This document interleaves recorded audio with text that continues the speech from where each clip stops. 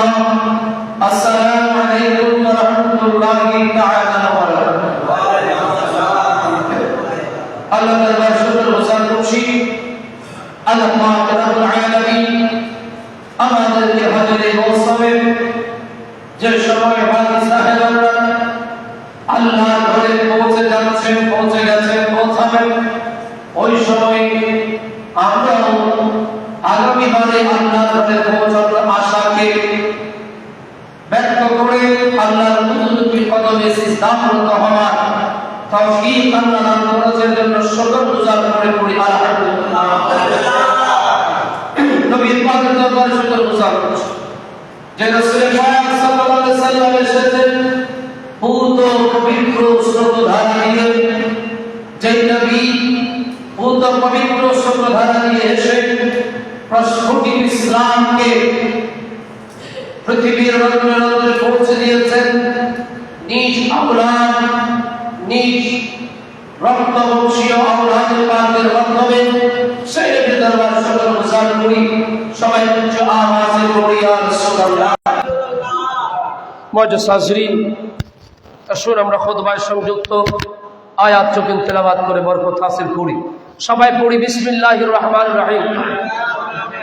ফামান ইয়া'মাল মিনাস সালিহাতি ওয়া হুয়া মুমিনুন ফালা কুফরানা লিসাইহি ওয়া ইন্না লাহু কাতিবুন।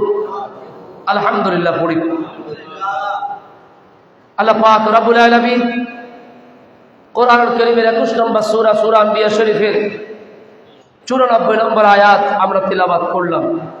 আল্লাহ বলছেন ফামান ইয়া'মাল মিনাস সালিহাত ওয়া হুয়া মুমিনুন, যে বিশ্বাসী অবস্থায় সৎকর্ম করে, ফালা কুফরানা লিসাইহি, যারা ভালো কাজ করে সৎকর্ম করে।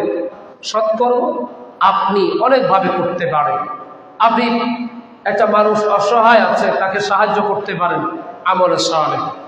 ঋণগ্রস্ত আছে, ঋণ থেকে মুক্ত দিতে পারেন, আমলে সালেহ। ভালো একটা মন্তব্য করতে পারেন, আমলে সালেহ।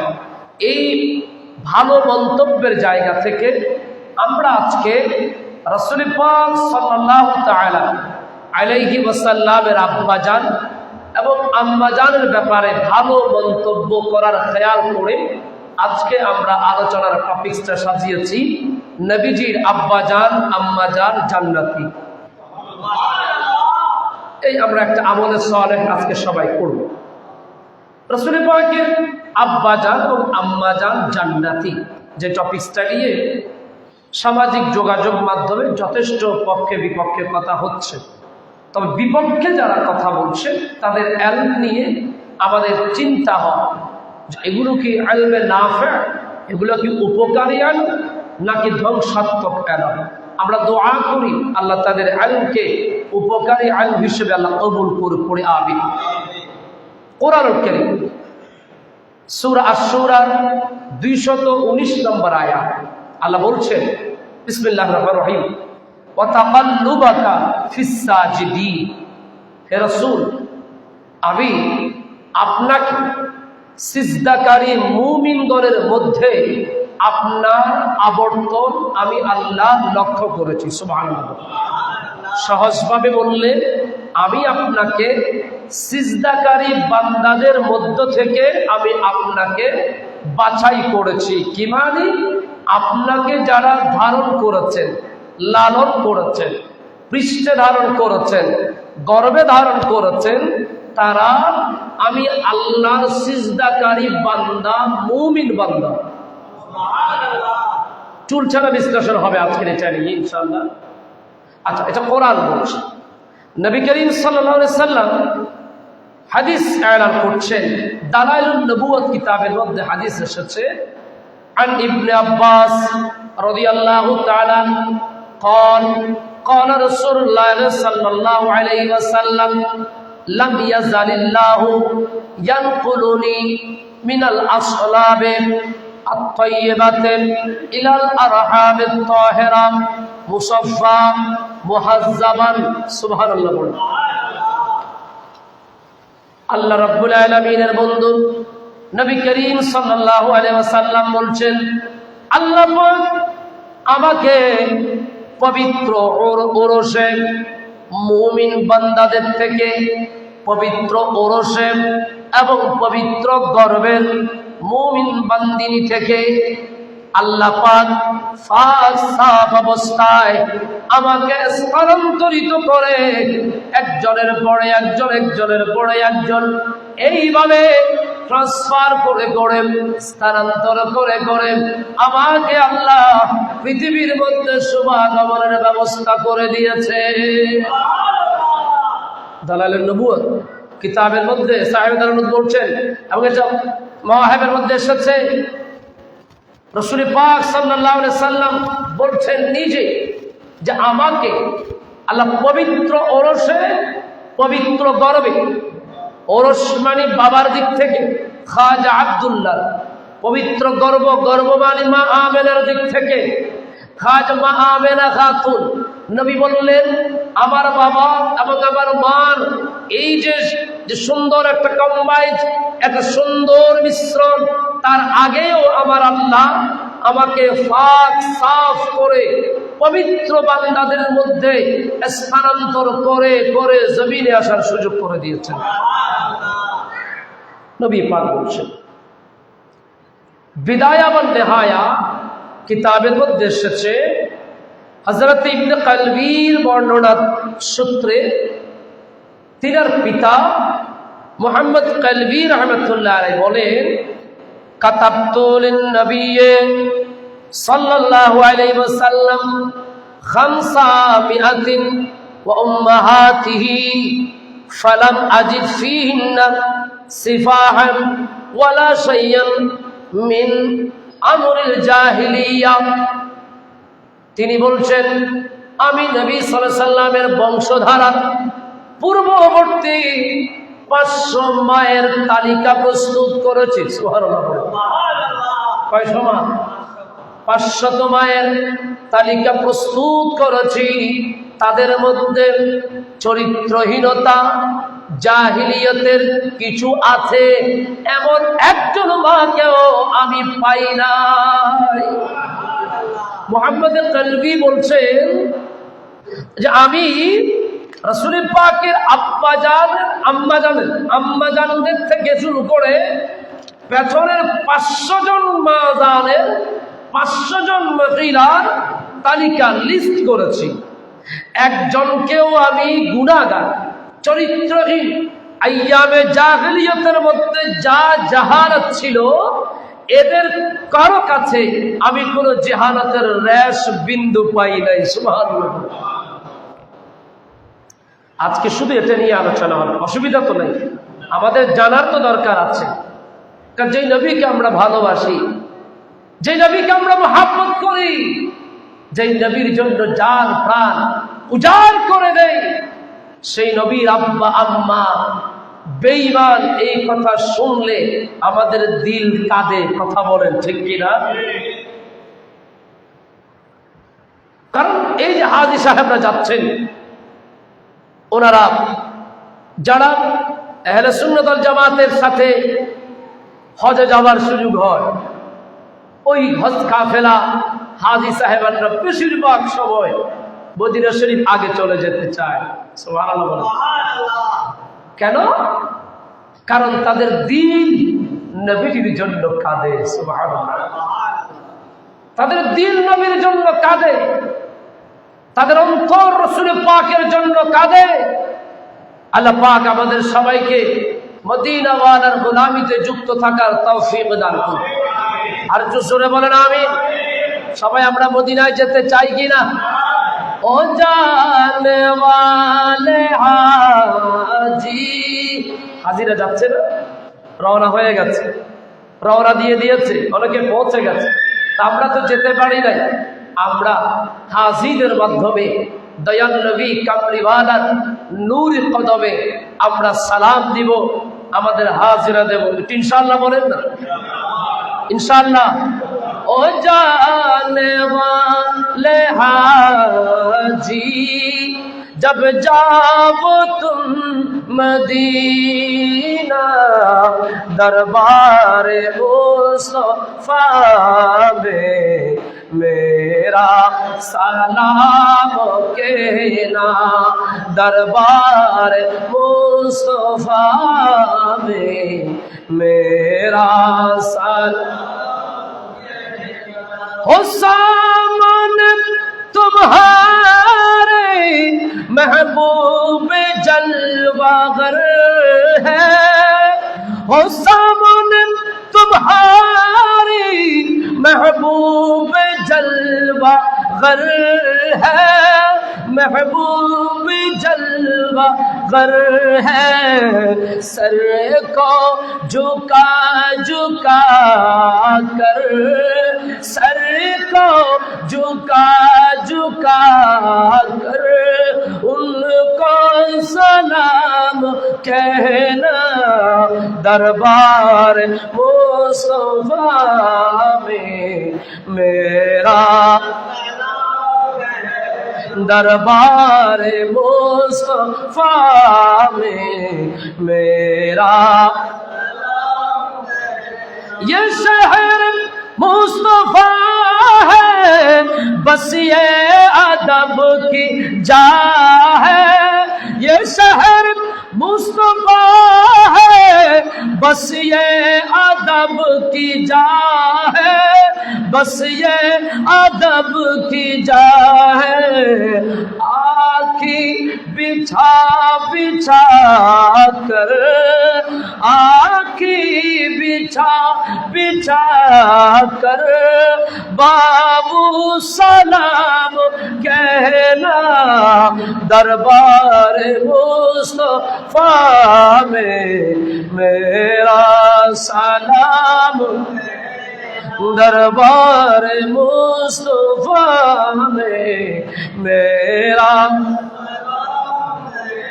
آقا میری خبر لو میں ہوں غلام تیرا، میں ہوں غلام تیرا، روزے پہ تیرے گر پر، روزے پہ تیرے گر پر بر جائے یہ مستانہ، دربار مصطفیٰ میں میرا سلام، دربار مصطفیٰ میں میرا،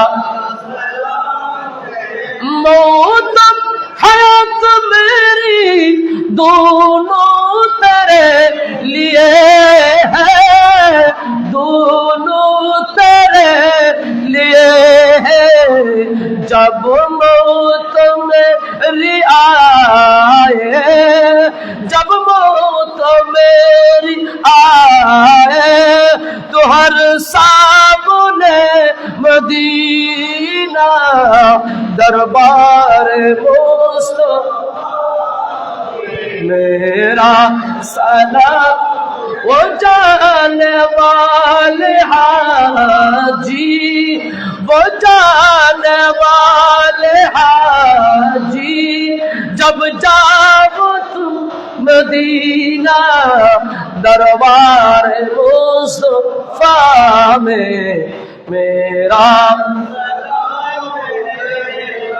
আলহামদুলিল্লাহ। আসুন আমরা আমাদের খুব ইম্পর্টেন্ট আলোচনা বলছিলাম রাসূল পাকের আব্বা জান আম্মা জান জান্নাতি, বলেন মারহাবা।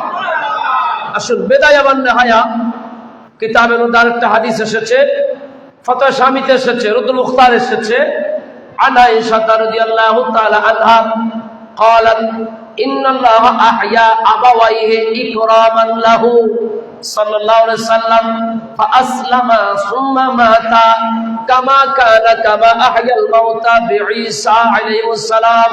سبحان الله পড়েন। আম্মা জান আয়েশা সিদ্দিকা রাদিয়াল্লাহু তাআলা আনহা বলছেন, আমার নবী পাক সাল্লাল্লাহু আলাইহি সাল্লামের জবান থেকে তিনি শুনেছেন, বলছেন রাসূল পাকের আব্বা এবং আম্মাকে আমার আল্লাহ কুদরতি ফয়সালায় কবর শরীফ থেকে জিন্দা করেছেন। এরপরে আসলামা, তাদেরকে ইসলামের নিয়ামত দিয়েছেন।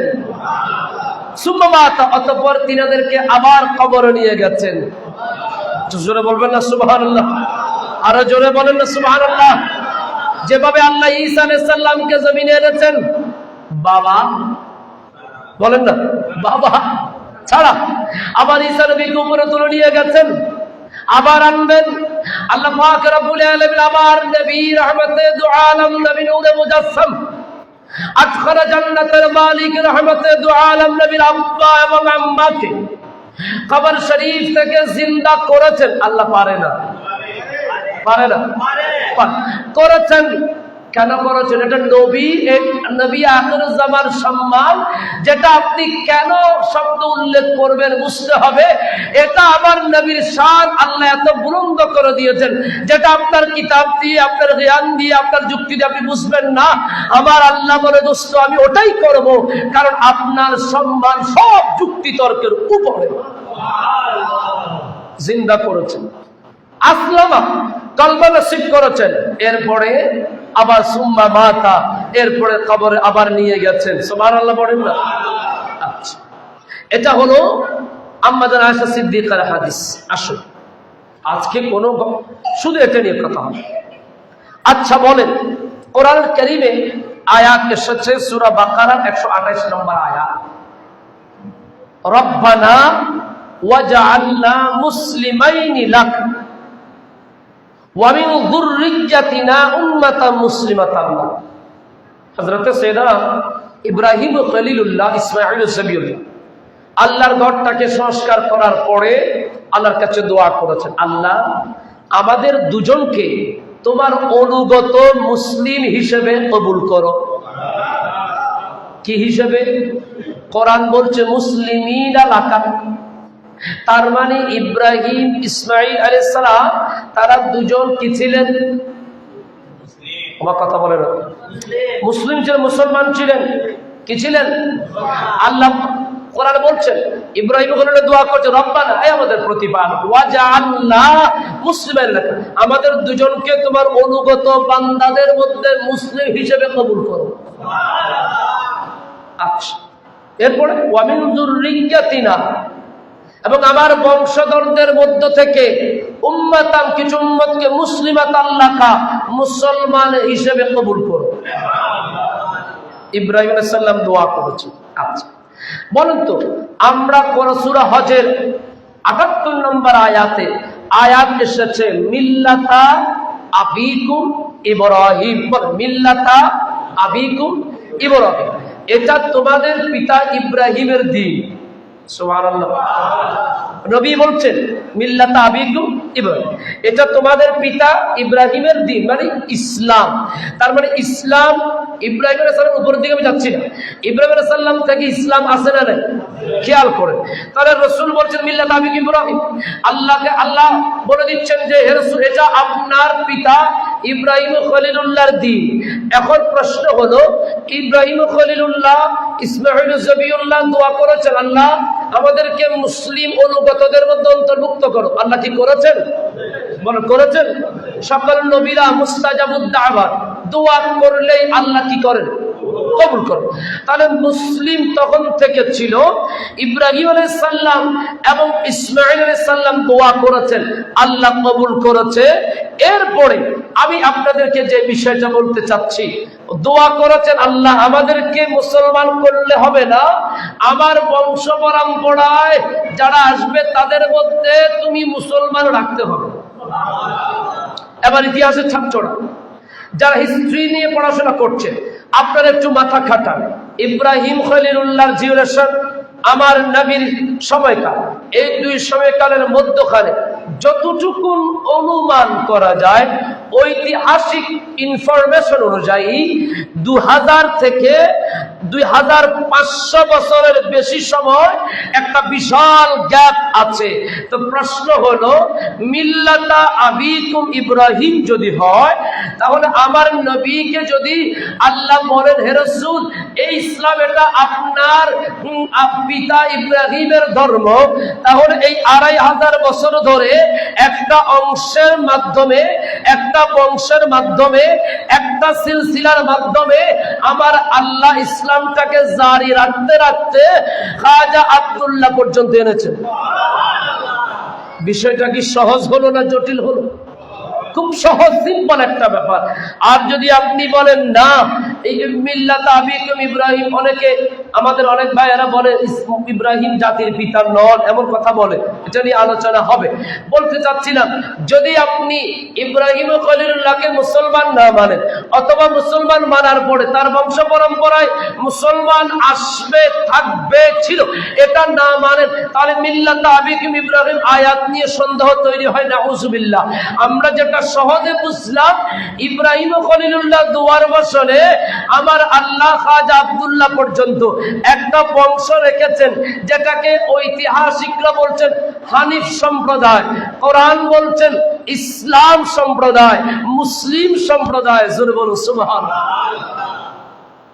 আপনি যদি বলেন হানিফ সম্প্রদায় বলে কোনো কাজ হবে না, কোরআন বলছে, হ্যাঁ শুনুন, সব কথা হবে ইনশাআল্লাহ।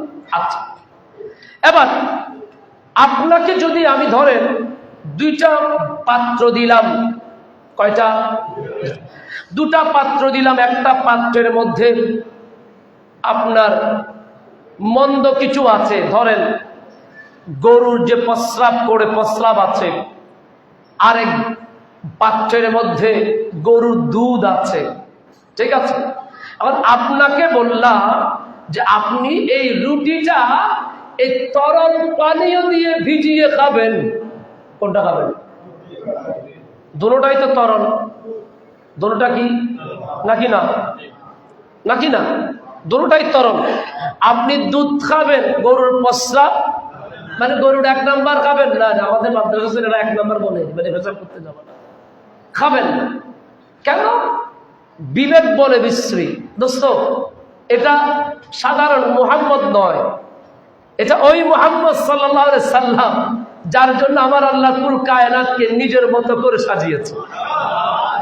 আদম থেকে ঈসা সবাইকে নবী পয়গম্বর বানিয়েছেন যার জন্য, যার প্রচলনের জন্য, যার সম্মানের জন্য।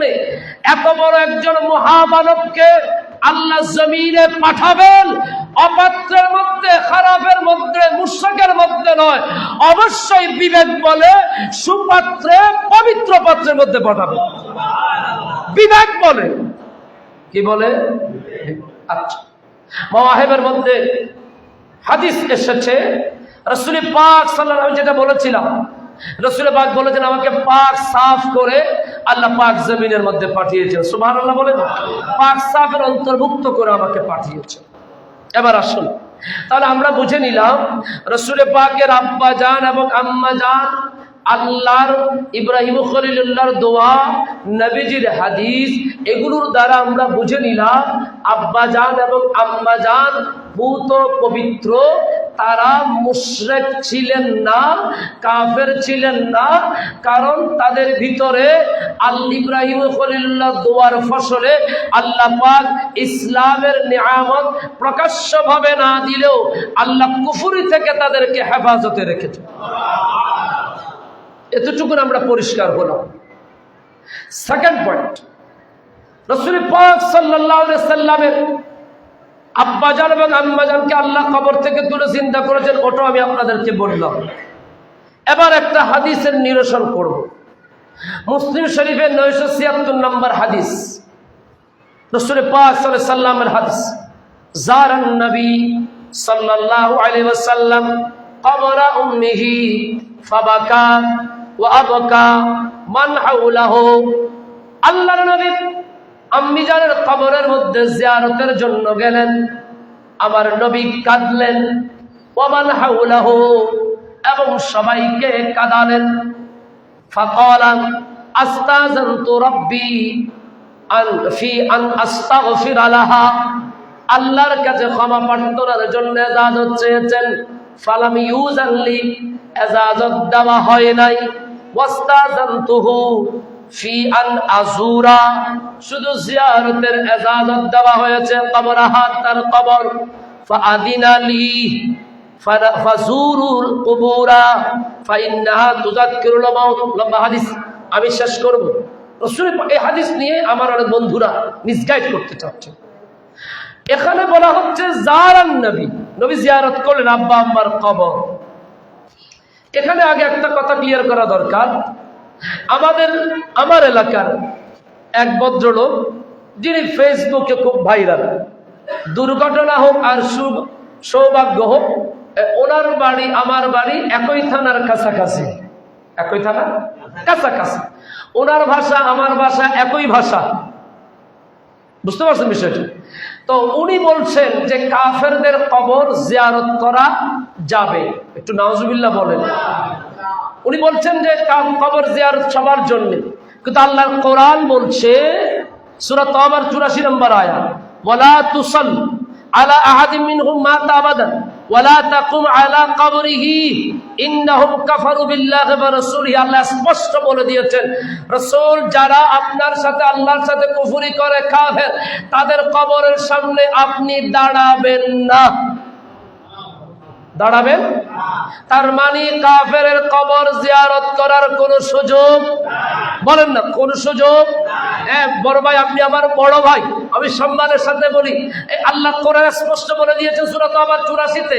আল্লাহ বলেছেন আপনি কাফেরের কবরের সামনে দাঁড়াবেন না, জিয়ারতের তো প্রশ্নই ওঠে না। তাহলে আপনি কিভাবে বললেন যে কাফেরদের কবর জিয়ারত করা যায়? এটা আপনার গবেষণার অভাব আছে। তো আল্লাহর নবী আল্লাহর কাছে আম্মি জানের গুনাহ মাফের জন্য ইজাজত চেয়েছেন। কি মাফের জন্য? বলেন কি মাফের? আসেন মাসালা বলি। আমরা যখন ছোট বাচ্চা যখন মারা যায়, আমরা 3 তাকবীরের পরে দোয়া পড়ি। কোন দোয়া? আল্লাহুম্মা জাআলহু লানা ফারতাও ওয়াজআলহু লানা আজরাও ওয়া যুখরা ইলা আখির। আচ্ছা, আমাদের মুরব্বী যদি কেউ মারা যায়, আমি যদি মারা যাই, আপনারা দোয়া পড়বেন আল্লাহুম্মা গফির লি হাইয়িনা ওয়া মাইয়িতিনা। খেয়াল করেন, দোয়ার শুরুতে আল্লাহর কাছে আমরা ক্ষমা চাচ্ছি, আল্লাহ মাফ করে দাও। আল্লাহ কি করে দাও? কারণ এতে বুড়া সারা জীবনে বহু গুনাহ করছে, স্বাভাবিক। আমি যখন মারা যাব, আপনারা গেলে জানাজা পড়বেন আল্লাহুম্মা গফির লি হাইয়িনা ওয়া মাইয়িতিনা। আল্লাহ আমাদের হুজুরের বড় কষ্ট দিছে, তারপর তুমি তার মাফ করে দাও। যাই হোক, মোট কথা হচ্ছে আমি গুনাহ করেছি, এটাই তো প্রমাণ হয়। কথা বলেন, বলেন না আল্লাহুম্মা গফির লি হাইয়িনা ওয়া মাইয়িতিনা, আল্লাহ জীবিত মৃত যারা আছে তাদেরকে মাফ করে দাও। তার মানে আমাদের সামনে যারা যিনি আছেন তিনি গুনাহ করেছেন, এটা আমরা প্রমাণ করছি, এটা আমরা সাক্ষ্য দিচ্ছি, এটাই বাস্তবতা। আমরা যারা দাঁড়িয়েছি তারাও গুনাহ করেছি, এটাই বাস্তবতা। কিন্তু বাচ্চা নাবালক শিশুর ব্যাপারে কি আল্লাহুম্মা গফির লি হাইয়িনা ওয়া মাইয়িতিনা পড়েন? বলেন না। বড় ভাই বলি আপনারে, মনোযোগ দেন। জানাজার দোয়ায় মুরব্বী মারা গেলে আল্লাহুম্মা গফির লি হাইয়িনা ওয়া মাইয়িতিনা পড়েন। নাবালক বাচ্চা আপনি আল্লাহুম্মা গফির লি হাইয়িনা ওয়া মাইয়িতিনা পড়েন না, আল্লাহুম্মা জাআলহু লানা ফারদা ওয়া জাআলহু লানা যুখরা আজরা ওয়া যুখরা। আপনি তার জন্য ক্ষমা চান না কেন? মাশাআল্লাহ, কি পাপ? বলেন না নিষ্পাপ। আর তো ক্লিয়ার করি। আচ্ছা বন্ধু থাক, রহমতুল্লাহ বুঝে নাই, তুই কিছু মনে করিস না, ঠিক হয়ে যাবে। তার মানে রহমতুল্লাহ কোন একটা ভেজাল করছে, এটা আপনি প্রকাশ করছেন, প্রমাণ করছেন, ঠিক না? আর আপনি যদি বলেন খবরদার রহমতুল্লাহর সাথে এটার সাথে যাবেন, এটা হবেই না, তুমি অন্য কিছু চিন্তা করো, তার মানে আপনি আপনার বক্তব্যে আপনি প্রমাণ দিচ্ছেন এই কাজের সাথে রহমতুল্লাহর কোনো যোগাযোগ। মাসুম বাচ্চার জন্য ক্ষমা চাওয়ার কোনো সুযোগ, কারণ সে বলেন না, বলেন কারণ সে আল্লাহর কাছে ক্ষমা চাচ্ছেন। আমার নবী আল্লাহ আমার মার জন্য ক্ষমা চাই। আল্লাহ বলে দোস্ত আপনি কেন ক্ষমা চাইবেন? ক্ষমা চাই তো তার জন্যে যার গুনাহ আছে, আপনার মা বাবার তো গুনাহ নাই। হুজুর একটু ভালো করে গবেষণা করেন। আপনার মা বাবার তো গুনাহ। আল্লাহ যদি ইস্তিগফারের ইজাজত দিয়ে দিতেন, এজিন দিয়ে দিতেন, প্রমাণ হতো আমার নবীর আব্বা আম্মা গুনাহগার ছিল। কথা বলেন, আপনি কি বুঝতেছেন বিষয়টা? আল্লাহ বলছেন দোস্ত, আপনি তাদের জন্য গুনাহ মাপের কোনো প্রয়োজন নাই, তারা তো গুনাহ নাই, গুনাহমুক্ত, আপনি তাদের জিয়ারত করেন। কথা বুঝতে পারছেন? এই হাদিসটা আপনাকে বুঝতে হবে। এই হাদিস এটা মনসুখ হয়ে গেছে দোস্ত, এই হাদিস মনসুখ হয়ে গেছে, এটা দিয়ে আকীদার দলিল দেওয়া যাবে না। এই হাদিস আপনাকে এগুলো বুঝতে হবে। তো এই হাদিস মনসুখ হয়ে গেছে। কি হয়ে গেছে? মনসুখ হয়ে গেছে। এটা দিয়ে আপনি আকীদার দলিল দিতে পারবেন না। আর আবার আল্লাহ বলছেন দোস্ত, আপনি ইস্তিগফার কেন চাইবেন? ইস্তিগফার তো তাদের জন্য দরকার যাদের গুনাহ আছে, যাদের ভুল আছে। আপনার মা বাবা তো ভুলের ঊর্ধ্বে ভুল করে নাই, কারণ আমি আল্লাহ আপনাকে পছন্দ করেছি। ওয়া তাকাল্লুবাকা ফিস সাজিদিন, সিজদাকারী বান্দাদের মধ্য থেকে। আসো, তাহলে এই হাদিস নিয়ে আর কোনো কথা বলার আছে? আরেকটা হাদিস যেটা খুব বেশি জোর গলায় বলছে,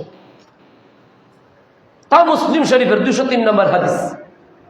আন্না রাজুলান ক্বালা ইয়া রাসূলুল্লাহ সাল্লাল্লাহু আলাইহি সাল্লাম আইনা আবি। একজন মানুষ আসলে, সাহাবী আসলেন, হে রাসূল, আমার বাবা কোথায়? মারা গেছেন, কোথায়? ক্বালা ফিন্নার। ক্বালা ফিন্নারে, জাহান্নামে। ধরে নিলাম। ফালাম্মা কাফা দাআহু ফাকালা ইন্না আবি ওয়া আবাকা ফিন্নারে। আল্লাহর নবী রহমতুল দু আলম তাকে ডাকলেন, শোনো শোনো, তোমার বাবা, আমার বাবা ফিন্নার।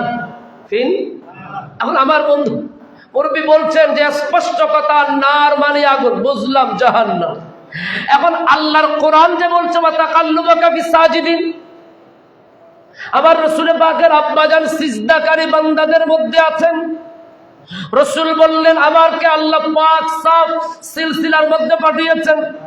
এই হাদিসকে আপনি কি করবেন দোস্ত? একটু পড়েন। আমাদের ছেলেরা শিক্ষিত, যারা বাংলা লাইনে শিক্ষিত ছেলেরা এই হাদিস নিবে, এটার অনুবাদ দেখবো। আমার কথা তো সত্য, এটার পিছনে যে কত কায়দা কানুন আছে এগুলো বোঝে না। এই হাদিসটা খবর ওয়াহিদ, কি বললাম? এই হাদিসটা খবর ওয়াহিদ। খবর ওয়াহিদ দিয়ে আকীদা সাবিত হয় না। খবর ওয়াহিদ দিয়ে আহলে সুন্নাত ওয়াল জামাত যারা দাবি করবে, এই হাদিস দিয়ে, খবর ওয়াহিদ দিয়ে তারা এই আকীদা সাবিত করতে পারবে না। খবর ওয়াহিদ দিয়ে আকীদা সাবিত হয় না। এখন আপনি কি করবেন? রাসূল পাকের আব্বা জান আবি ফিন্নার বলেছে না, আবি ওয়া আবাকা ফিন্নার, আমার পিতা তোমার পিতা নার মানে জাহান্নাম নয়। আল্লাহর নবী এটাই বুঝিয়েছেন, ইন্না আবি ওয়া আবাকা ফিন্নারে, আমার পিতা এবং তোমার পিতা আইয়ামে জাহিলিয়তের সময়, জাহান্নামের সময় ইন্তেকাল করেছেন। আইয়ামে জাহিলিয়া, যেটা ঈসা নবীর পরে, রাসূল পাকের আগে যে 500 বছরের যে ডার্ক এরিয়া ছিল, অন্ধ নেটওয়ার্ক ছিল, ওই সময়ে ইন্তেকাল করেছেন। আপনাকে এইভাবে অনুবাদ করতে হবে। আপনি ডাইরেক্ট বললেন রাসূল পাকের আব্বা জাহান্নামী, আরে বেকুব ভাই, কেন কথাগুলো বোঝেন না? আল্লাহ সব করে জান্নাত বানিয়েছেন, নবীর আব্বা আম্মার জান্নাতে নিবে না, আপনার আব্বা আম্মার নিবে। বেকুব হওয়ার তো কতগুলো লেভেল থাকে, আপনাকে খেয়াল করতে হবে। রাসূল পাক সাল্লাল্লাহু আলাইহি ওয়াসাল্লাম এটা শুধু মুহাম্মদ নয়, আল্লাহ এই মহা নিয়ামতকে এমন ভাবে আমার আল্লাহ স্রোতধারার মাধ্যমে এনেছেন, একটা জায়গাতে কোনো নুকসানিয়ত নাই। সুবহানাল্লাহ বলেন না? একটা জায়গায় কোনো নুকসানিয়ত নাই। আল্লাহ পাক রব্বুল আলামিন এত সুন্দর করে আমার নবীকে আমাদের পর্যন্ত এনেছেন। সুবহানাল্লাহ বলেন।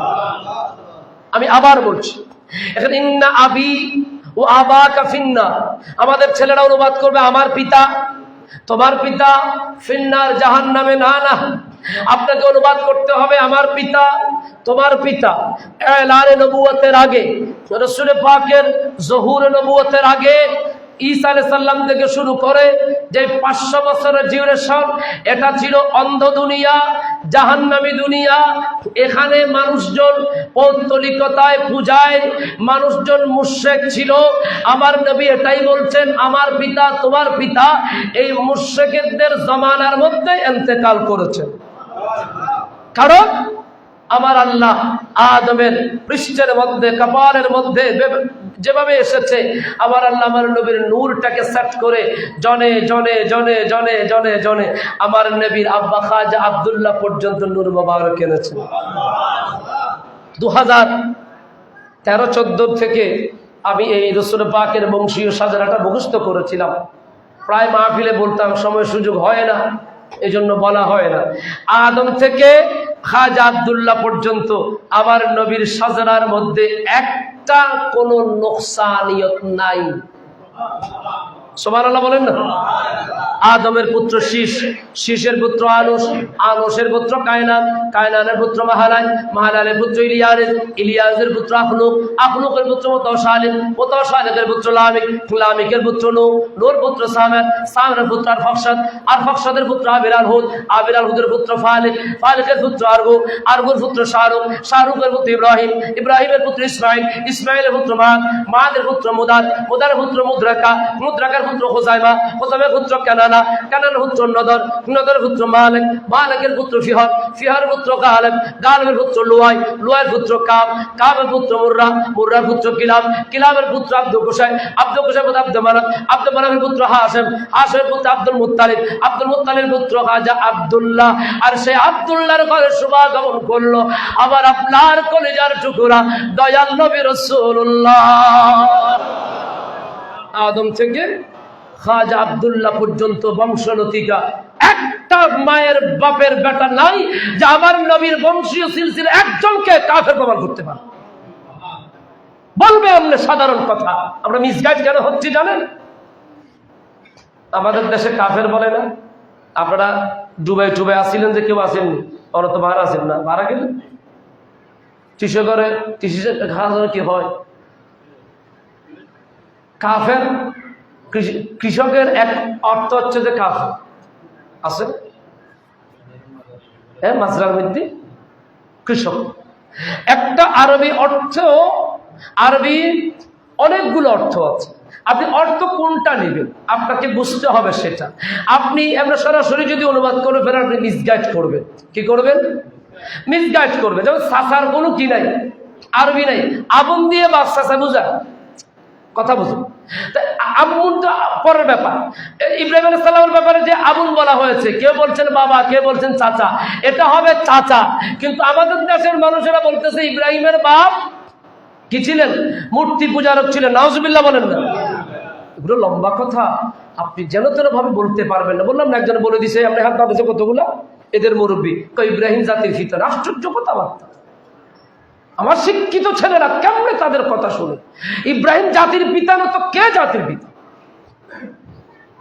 আফসোস লাগে আমার শিক্ষিত ছেলেদের জন্য। তাদের বিবেকটাকে তারা খরচ করে। তারা যে পরিমাণ সময় তাদের পেশার জন্য খরচ করে, তার কিছু অংশ সময় যদি দিন ধর্মের জন্য চিন্তা করত, আমার আল্লাহ ঘুমের ঘরে তার কলবের মধ্যে এলকা করে দিত। আসুন, আমার কথা অনেক দূরে চলে গেছে। তাহলে আমি আজকে রাসূল পাকের আব্বা এবং আম্মা, আমি কিন্তু কোনো কিস্সা কাহিনী বলি না। এবার আপনি বলতে পারেন আমরা কোনো ফতোয়া স্বামী মানি না, ভাই এটা তোমার বুঝ। আমরা মাওয়াহেব মানি না, ভাই এটা তোমার বুঝ। আমরা বেদায়া নেহায়া মানি না, ভাই এটা তোমার বুঝ। আমরা রুদ্দুল মুখতার মানি না, এটা তোমার বুঝ।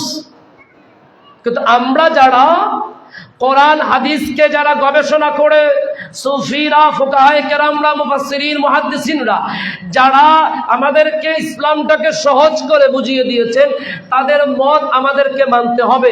কিন্তু আপনাদেরকে একটা কথা বলি, আপনারা যারা বলেন আমরা কারো কথা শুনি না, আপনারাও কিন্তু গরির ব্যাটারিওয়ালা একজন কথা শোনেন। ইবনে তাইমিয়ার কথা শোনে না তো শোনেন না, কে বলছে? শোনেন তো। আপনি গরির মেকানিকের কথা শুনেন, আর আমরা কোরআন হাদিস যারা গবেষণা করেছে তাদের কথা শুনি। কথা শেষ। মানুষের মতের পার্থক্য থাকতেই পারে। এজন্য সৎসঙ্গ সঙ্গ দোষে শোনো মাথে সঙ্গ দোষে লোহা ভাসে, এমনি লোহার টুকরা একটাকে নদীতে ফেলে দেন, ভাসবে। আর জাহাজ, কারণ কি? জাহাজকে এমন একটা সঙ্গ দেওয়া হয়েছে, 1000 মন টন লোহা দিয়ে জাহাজ বানাইলেও জাহাজ ডুবে। কথা বুঝতাম, সঙ্গ দোষে লোহা ভাসে। সুতরাং আপনার সঙ্গটা কার সাথে, আপনাকে এটা ডিসাইড করতে হবে। আসুন আমরা একটু টোটাল সামারিতে যাই। আমি আবার বলছি দোস্ত, ওয়া তাকাল্লুবুকা ফিস সাজিদিনের তাফসীরটা করেন। আমার আল্লাহ, পৃথিবীতে যত তাফসীর আছে, আমার আল্লাহ স্পষ্টভাবে আমার নবীকে ক্লিয়ার করে দিয়েছেন দোস্ত, আপনাকে সাজিদিন বান্দাদের, যারা সদা সর্বদা আমার দরবারে সিজদা করত, সিজদাকারী বান্দাদের মধ্য থেকে আমি আল্লাহ আপনাকে বাছাই করেছি। রাসূল পাক বললেন যে আমাকে পাক সাফ বংশীয় সিলসিলায় আমার আল্লাহ জমিন আমাকে পাঠিয়েছেন। হযরত বেদাইওয়াল কিতাবের মধ্যে এসেছে, আবু মুহাম্মদ কালবি রাহমাতুল্লাহ তিনি বলছেন 500 মায়ের লিস্ট করেছি। 500 মায়ের লিস্ট করেছি, একটা মাকে অপবিত্র পাই নাই, একটা মাকে জাহিলিয়তের মধ্যে পাই নাই। সুবহানাল্লাহ পড়েন। এবং আমার নবীর আব্বা আম্মাকে জীবিত করেছে, ইসলাম দিয়েছে, আবার তারা কবরে চলে গেছে। এটা স্বাভাবিক না অস্বাভাবিক? স্বাভাবিক বলেন না? নবীর জন্য স্বাভাবিক। নবী জাবেরের সন্তানদেরকে কি জিন্দা করে নাই? এটা কোনো বিষয় না, লম্বা। তাহলে যুগে যুগে মুসলিম থাকা, ইতিহাস বলছে হানিফ, ইব্রাহিমের দোয়া বলছে মুসলিম। এরপরে রাসূল পাক সাল্লাল্লাহু আলাইহি সাল্লামের আম্মাজানের কবর জিয়ারত করেছেন, আম্মাজান মুমিন ছিলেন, আব্বাজান মুমিন ছিলেন। কাফেরের কোনো কবর জিয়ারত, বলে না কাফেরের কোনো কবর জিয়ারত, আমি কোরআন থেকে বলেছি আপনাদের। এরপরে ইন্না আবি ওয়া আবাকা ফিন্নার, এটা হচ্ছে আইয়ামিন নার, মানে জাহান্নামের সময়ে আমার আব্বা তোমার আব্বা ইন্তেকাল করেছেন, এতটুকু। এখানে রাসূল পাকের আব্বা আম্মা জাহান্নামী আপনি বলতে পারবেন? সব ছেড়ে দিলাম মুসলমান। নবীকে ভালোবাসেন? ভালোবাসেন? আচ্ছা, নবীকে কি মানে আল্লাহর নবী জাস্ট এই জন্য ভালোবাসেন, না তিনি আমাদের বন্ধু সেজন্য ভালোবাসেন? আর দোস্ত, আপনার বন্ধুর কাছে যদি কোনো কারণে একটা মিথ্যা মামলা দেয়, আপনি আপনার বন্ধুর পক্ষে সাফাই গান, আল্লাহ মাফ করুক, আমার নবীর সব সত্য, আমার নবীর আব্বা আম্মাকে গালি দিচ্ছে, আপনি ওই বিষয়টাকে খুব ভালোভাবে নিচ্ছেন না, কথা তো সত্য, হাদিস তো তাই বলে। আল্লাহর হস্তে অনুরোধ করবো, আমার কথাকেও বিশ্বাস করার দরকার নাই, আমার কথা শোনার পরেও একটু অ্যানালাইজ করেন, গবেষণা করেন। আল্লাহ আপনাকে জ্ঞান দিয়েছে, না হলে আপনি মোবাইলে বসে সফটওয়্যার বানাতে পারতেন না। আল্লাহ আপনাকে জ্ঞান দিয়েছে, না হলে আপনি গ্রামগঞ্জের ছেলে হয়ে হেলিকপ্টার বিমান বানাতে পারতেন না। কথা বলেন। আল্লাহ আপনাকে জ্ঞান দিয়েছে, না হলে এই ফ্যানের ভিতরে কি আছে এটা কয়েল, কতগুলো তার কোনটা নষ্ট হয়েছে আমি বুঝবো? আমি বুঝবো? আপনি বুঝবেন। আল্লাহ আপনাকে জ্ঞান দিয়েছে, আপনি ওটা, আপনার জ্ঞান আছে, জ্ঞানটাকে যথাযথ জায়গায় খরচ করুন, জীবনটা দামি হবে। আপনি বলতে পারেন নবী নবী করে কি হবে? দোস্ত, কিয়ামতের ময়দানে বুঝবা নবী নবী করে কি হবে। আমার আল্লাহ সবকিছু আমার নবীর উপর ছেড়ে দিবেন। আপনাদেরকে এই জায়গা থেকে তারা দূরে রাখছে। বলে নবীর সাথে দিদার হলে কি হবে? আর নবীর সাথে, নবীকে কেউ স্বপ্নে দেখলে জাহান্নামের আগুন হারাম হবে। কয় হাজার বছর ইবাদত করে জাহান্নামের আগুন হারাম করবেন? ইবাদত কবুল হচ্ছে বলতে পারবেন? কিন্তু রাসূল পাকের দিদার হলে জাহান্নামের আগুন হারাম হবে। রাসূল পাকের, আপনাদের কাছে নবী, আমি তো রাসূল পাকের আব্বা আম্মার দিদার চাই। আমি আমার ছেলের নাম রাখছি আব্দুল্লাহ, বড় শখ করে, বড় শখ করে, গোলাম মোহাম্মদ আব্দুল্লাহ। আমি তার কানে কানে বলছি তোমার নাম আব্দুল্লাহ রাখছি যাতে খাজা আব্দুল্লাহর দিদার আমি পাই। আপনাকে ভালোবাসার কিনা পয়েন্টে যেতে হবে, ভিতরে আবেগ তৈরি করতে হবে, বাস্তবতার নিরিখে জীবন পরিচালনা করতে হবে, কারো কথা বিভ্রান্ত হওয়া যাবে না। কোরআন হাদিসের সরাসরি অনুবাদ করে বিভ্রান্ত হলে আপনি ঝামেলায় পড়বেন। যদি কোরআন পড়ে সরাসরি কিছু করা যেত, হাদিসের প্রয়োজন ছিল না। হাদিস পড়ে যদি সরাসরি কিছু করা যেত, উসুলে হাদিসের প্রয়োজন ছিল না। উসুলে হাদিস পড়ে যদি সরাসরি চলে যেত, তাফসীরের প্রয়োজন ছিল না। আপনাকে বুঝতে হবে এগুলো লেভেল লেভেল, চ্যাপ্টার চ্যাপ্টার। আর ক্লাস 1 2 ইংলিশ বইতে চেক করেন না, প্রথমে কোনো পয়েম নাই, প্রথমে কোনো র্যামস নাই, প্রথমে ABCD আছে, একটা একটা বর্ণমালা যোগ আছে, এরপরে মাঝখানে 6-7 চ্যাপ্টার পার হলে পরে বাচ্চাকে র্যামস দেওয়া হয়, বাচ্চাকে একটা পয়েম দেওয়া হয়। এবার ধীরে ধীরে আপনাকে আগাতে হবে, সরাসরি কোনো কিছু করতে পারবেন না। আল্লাহ পাক আমাদেরকে নবী পাকের আব্বা জান আম্মা জানের সাথে জান্নাতে থাকার তৌফিক দান করুন। আর ওই জান্নাত আল্লাহ তোমার কাছে আমরা চাই না যে জান্নাতে আব্বা আম্মা যাবেন, আমরা চাই না, বলেন কি? যে জান্নাতে আব্বা আম্মা যাবে না ওই জান্নাতে আপনারা যাবেন? আপনারা যাই না, আমি যাবো না। যেই জান্নাতে আব্বা আম্মা যাবে না, রাসূল পাকের আব্বা আম্মা আমার আল্লাহ কত মায়া করেন, আপনি এই ভালোবাসাগুলো বোঝেন। সময় আমাকে ইঙ্গিত দিচ্ছে, শেষ করতে হবে। তাহলে আমি যে কথাগুলো বলছি, বলেন একজন বলেন যে আমার এই কথাগুলো কোনো গল্প, প্রত্যেকটা কথার অথেন্টিক দলিল দিয়েছে। তাও যদি না বোঝেন পার্সোনালি যোগাযোগ করবেন, দোস্ত আমার পকেটের চা খাওয়াই তোমার বোঝানোর চেষ্টা করব। এরপরেও ঈমান হারানো যাবে, আর ঈমান হারানো যাবে। আল্লাহ পাক আমাদেরকে কবুল করুন, আমিন। আসসালামু আলাইকুম ওয়া রাহমাতুল্লাহ।